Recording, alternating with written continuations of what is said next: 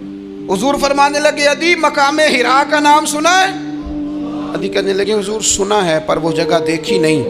महबूब फरमाने लगे सुन, मैं वो वक्त लेके आऊंगा, मेरा दीन इस तरह नाफिज होगा कि एक औरत मकाम हिरा से ऊंटनी पे अकेली बैठेगी और अकेली आएगी और आके बैतुल्लाह का तवाफ करेगी, सिवाय उसी अल्लाह के किसी का खौफ नहीं होगा।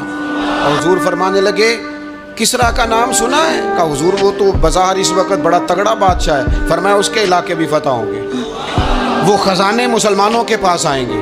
और फरमाया तू तीसरी बात नबी पाक ने बयान की, फरमाया तू ये देख रहा है कि मुसलमानों में गुर्बत है?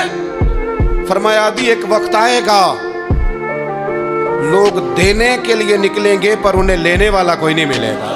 अदी कहते हैं कि मैं रसूल करीम का कलमा पढ़ के मुसलमान हो गया।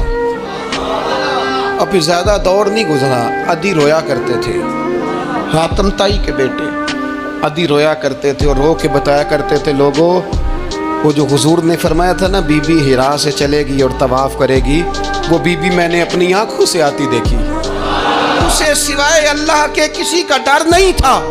और अदी कहने लगे वो जो हुजूर ने फरमाया था ना कि किसरा के खजाने फतह होंगे, फरमाया वो जब फतह हो रही थी तो मैं खुद उस जंग में शरीक था, मुझे अल्लाह ने मौका दिया, मैं मुजाहिदों में शामिल था। और फरमाने लगे तीसरी पेशन गोई रह गई है, मुझे उम्मीद है वो भी पूरी होगी।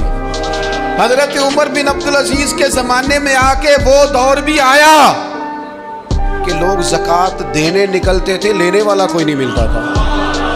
लोग किसी को गरीब समझ के सदका देने लगते थे, वो कहता था भाई ले जा, मैं तो रात खुद दे के आया हूँ। लोग देने निकलते थे, लेने वाला कोई नहीं। इस्लाम की फितरत में कुदरत ने लचक दी है, उतना ही ये उभरेगा जितना के दबा दोगे।